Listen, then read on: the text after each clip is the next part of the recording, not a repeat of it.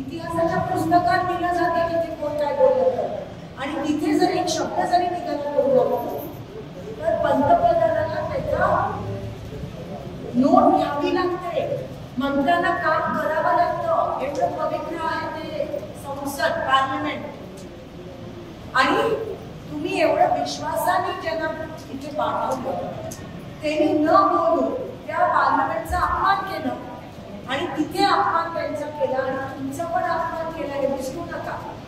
न बोलून तुमचा अपमान केला. एवढं काही 5 वर्ष बोलू शकत. मला विधानसभेत जेव्हा जेव्हा संधी मिळते तेव्हा तेव्हा मी बोलते, एक खुलास बोलते. आणि भाजपच्या विरोधात का बोलते? भाजपच्या विरोधात कारण का तुमची बाजू मांडायची, लोकांची बाजू जर मांडायची असेल तर भाजपच्या विरोधात बोलावं लागतं. कारण का भाजपचे मंत्री काही काम करत नाही, मग त्याला आपण वेगळीच धरायला पाहिजे. पण बीजेपीचे आमदार खासदार जेव्हा जेव्हा मला विधानसभेत संधी मिळाली तेव्हा तेव्हा मी तुमच्या बाजूने बोलली, तेव्हा मी तुमच्या बाजूने बोलली आणि अनेक प्रश्न मांडले. पार्लमेंट मध्ये तुमच्या खासदाराला चान्स होता 5 वर्ष. एका वर्षात किती अधिवेशन होतात मला सांगा? पावसाळी, बजेट आणि हिवाळी 3 अधिवेशन. प्रत्येक अधिवेशन किती दिवस चालतं? 15-20 दिवस चालते, 1-1 महिना चालतो. ते बोलले असते तर तुमची कामं झाली असते, बोलले असते तर सोलापूरला पाणी मिळालं असतं, बोलले असते तर अक्कलकोटला पाणी मिळालं असतं, पण बोललेच नाही. मग तुमचा अपमान नाही झाला? परत तुमच्या बरोबर धोका करण्यात आला. मग निवडून देऊन काय उपयोग जर बोलणारच नाही तर? आणि काय बोलायचं? फक्त मागायचंय तुमच्या बाजूने, फक्त तुमच्यासाठी मागायचं. आणि एवढा जर पुन्हा तुम्हाला विश्वासघाती होत असेल तर पुन्हा तुम्ही भाजपला मतदान करणार आहात. म्हणून मी सोपं गणित तुमच्या समोर मांडते. मी माझ्यासाठी मतदान मागायला आली नाही, मी तुमच्यासाठी मतदान मागणार. तुमची लढाई आहे, आपल्या सगळ्यांची लढाई आहे. मला 3दा माझ्या लोकांनी निवडून दिलं 4 मतांनी, कारण का मी काम करते. आणि मतदान कामावर झालं पाहिजे, धर्मावर नाही. मतदान कामावर झालं पाहिजे, धर्मावर. कर्म महत्वाचे आहे, धर्म नाही. धर्म असेल पण इलेक्शन मध्ये नाही.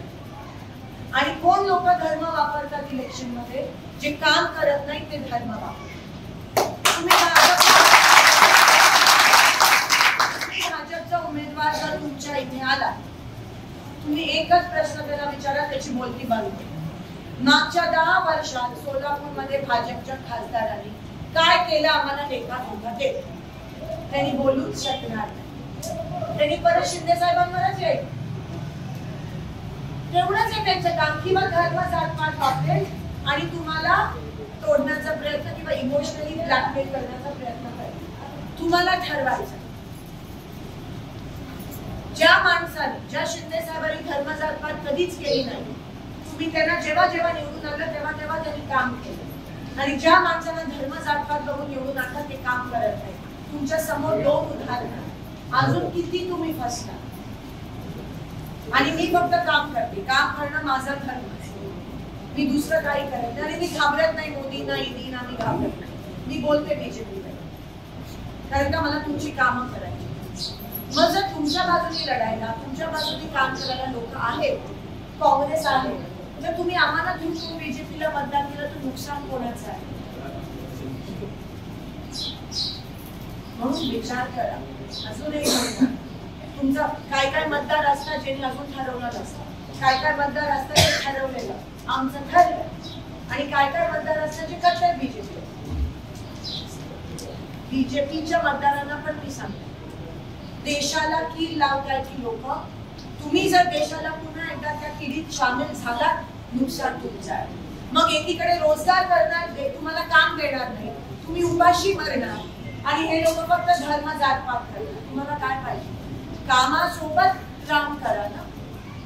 म्हणजे शेतकरी उपाशी मरतायत आणि ह्यांना फक्त हेच सुचतंय की जातीमध्ये तेढ निर्माण करणं, सोलापुरात येऊन किंवा इथे येऊन खिंडी पसरवणं, की हे बोलले ते बोलले, तेवढंच करतायत. आणि तुम्हाला कळायला पाहिजे की त्यांना असं त्यांनी केलं नाही. ते इथे त्यांनी जय श्रीरामवर जर राजकारण केलं, त्यांना सांगा राम आम्ही आधीपासून मानतो, तुम्ही कोण सांगा आलात आम्हाला सांगायला.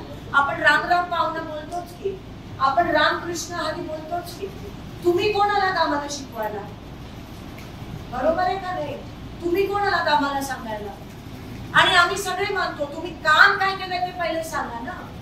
आमची पोरं बाळं उपाशी नसतात, त्यावर काय केलं 10 वर्षात सांगा. हे प्रश्न तुम्ही त्यांना विचारा आणि मग बघा ते कसे गप्पा बसतात. त्यांना तुम्ही वळवू शकता. आम्ही विरोधक आम्ही करणार, पण या जनतेने पण त्याच्या एक चक्रात मारली पाहिजे. असे प्रश्न विचारू, आपण विचारत नाही. तुम्ही त्यांना सांगा आम्ही मानतोय, आम्ही धर्म मानतो, उपास आम्ही पण करतो संकष्टीचे, पण मी धर्माचं भांडवल करत नाही. आणि म्हणून माझ्या लोकांनी मला 3दा निवडून दिलं ना, मी काम केलं म्हणून. तुम्ही नेहमी काम करणाऱ्या लोकांना पाठीशी लावता. आता काय झालं? कृपया करून प्रश्न विचारा, आता तुम्हाला विचार आणि वळवण्याचा प्रयत्न हे लोक करतील. मी तुम्हाला सांगते, जेव्हा त्यांना कळतं ना की त्यांची बाजू कमी आहे आणि आपली जास्त आहे, तेव्हा लास्ट मध्ये त्यांना काय मिळालं नाही तर जातीमध्ये ते निर्माण करतात. विनंती करते ही त्यांची पद्धतच आहे. मागच्या वेळेस पण पुलवामा घडवलं, त्यांचे अधिकारी म्हणाले घडवलं, घडलं नाही. आणि कसं घडवलं? आपल्या जवानांच्या रक्तावर. वा, एवढं जर खालच्या पातळीला जाऊ शकतात तर आता तुम्हाला त्यांची मानसिकता कळली पाहिजे. म्हणून आम्ही आहोत, मला काम माहिती, मी तुमच्यासाठी लढते. आपली ही लढाई पुन्हा एकदा काँग्रेसचे दिवस आणा ह्या देशात, नाहीतर आपली परिस्थिती खूप वाईट होईल. आपण 20 वर्ष मागे जाऊ. एबीपी माझा, उघडा डोळे बघा नीट.